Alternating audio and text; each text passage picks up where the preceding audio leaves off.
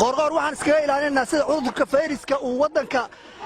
la iskaga ilaaliyay baan iskaga ilaalinaynaa fayraska sida la iskaga ilaaliyay baan iskaga ilaalinaynaa wuxuuna ku talagalay sida inaan iskaga ilaalino go'doonka iyo hawsha uu wato oo dawladda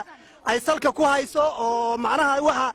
dadka shacabka oo deegaamada looga daba tagay lagu weeraray oo lagu gumaadahayo oo shaarka dawladnimada loo gashanayo arrintaa waa ka soo horjeednaa arrintii dawladnimada iyo arrintii meesha taallay maahan waxaanu leenahay arrintaa dabada asaga ka riixay qorqor hadho sheegno kana cadayno haddaan nahay beelaha dega galgaduud galmudug galgaduud waqooyiga galguduud beelaha dega haddaan nahay waxaan rabnaa halkaan inaan ka sheegno kalsoonideedii inaan kala laabannay maamul goboleedka galmudug oo uu hoggaaminahayo madaxweynaha qoorqoor markaan aragnay sida waxashnimada leh oo soomaalinimada ka fog oo islaamnimada ka fog oo shacabka uu u gumaadahayo asaga iyo dadka uu soo diray markaan aragnay inuu weli u ooman yahay dhiig soomaaliyeed dhiig deris markaan aragnay inuu u ooman yahay go'aan cad baan waxaan ka gaaray haddaan nahay beelaha waqooyiga galguduudaga inaanaan la shaqayn meesha aan joogna inuusan imaan inaanaan taageerin beesha caalamkana fartiin baan u diraynaa iyo dawladda federaalka oo uu hoggaaminahayo ra'iisul wasaaraha xasan cali khayre fartiin baan u diraynaa arrintaa inay si degdega wax uga qabtaanna waa rabnaa galmudug waxaa ka dhalatay 3 dawladood 3daa dawladood mid waxaa hoggaaminahaya cabdikariin mid waxaa hoggaaminahaya ninka la yidhaahdo xaaf midna waxaa hoggaaminahayay ninka la yidhaahdo qoorqoor oo hadda ugu dambeeya intii hore oo dhan mid kasta markuu kursiga fuulo dhibtaan hadda taaganu waa ka muuqanaysay oo deegaan kicinta ah oo barakicinta ah oo shacabka qayb la garab istaagahayo waxaan islahayn maanta qoorqoor sidii waa ka bedelaanahayaa wuxuu yidhi gaajada ka bax baan guntiga u furtay ma haddaan gala gayrashkeedii meeshaan madaxweyne soomaaliyeed ka malaynaynay meeshaan madaxweyne waaye arag inuu yahay aan ka malaynaynay meeshaan islahayn beelaha deriska ah oo 40 sano dirirahayay daacadnimo islaamnimo walaalnimo ku dhexgalahayaa wuxuu go'aansaday inuu meeshii ka sii wado inuu yidhaahdo halla barakiciyo inuu yidhaahdo xabadda ka bilaaba tuulo salmaan wixii shishe ka xiga wuxuu bilaabay inuu yidhaahdo ballacadya dhaafa wuxuu bilaabay inuu yidhaahdo bataanta 4 sano madaxweynahaan ahay waa inaan beesha maxamed ameere la yidhaahdo waxba laga soo reebin wuxuu yidhi waa in waxaad samaysaan buu yidhi fartiimaha si degdega moobeelka waa inaad iigu soo tuudhaan sida hadba aad wax u gaarsiinaysaan wuxuu adeegsanahayaa oo horena kuwii hore u adeegsanayeen haddana gaar u adeegsanayaan ciidamo gaar ah oo beelo khaasa leeyihiin oo 21aad la yidhaahdo wuxuu diiday xataa beelaha kale oo galmudug wax ka dega oo aan dhib hore u soo dhex marin marna waa diiday inuu meesha keeno dawladda waxaan leenahay war waxaa la yidhi nin maqan xoolo looma raaci waayo meesha waxa ka socda arka ra'iisul wasaaraha khayre waxaan leenahay arag waxa meesha ku jira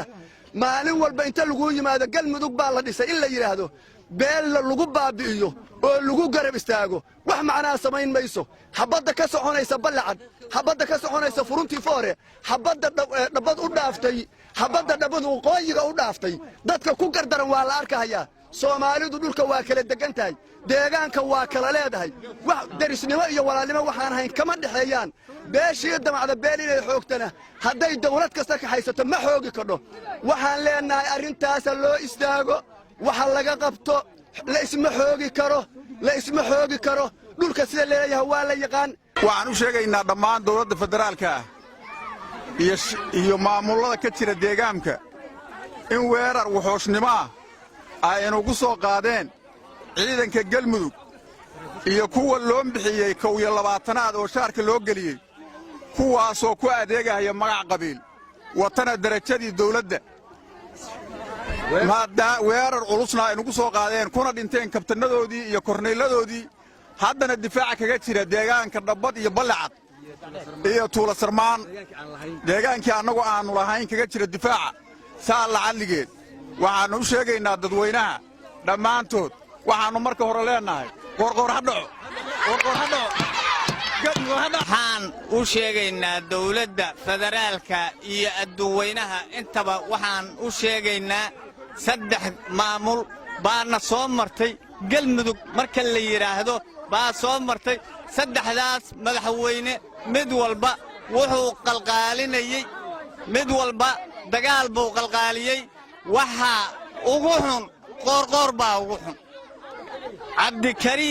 cabdikariin guuleed baa qalqaa ugu horreeyey dagaal buu ku soo qaaday ilaa saaxo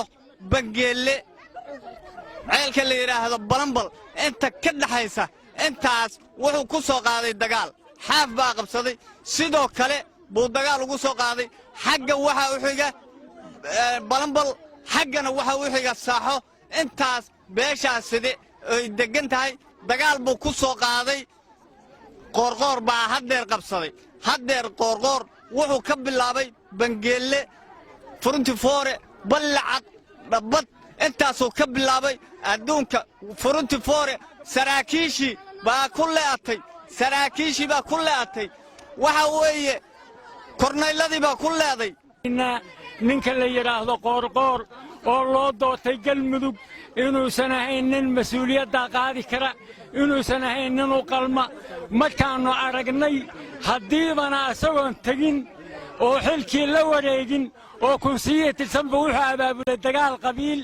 wuxuu ku sameeyey ciidankii maalintii dhoweyd uu u ergoonahayey oo uu u tegay gaalkacyo oo uu xaaf soo kaxaystay oo u ergoonahayey xaaf wuxuu sameeyey teknikadii xaaf waday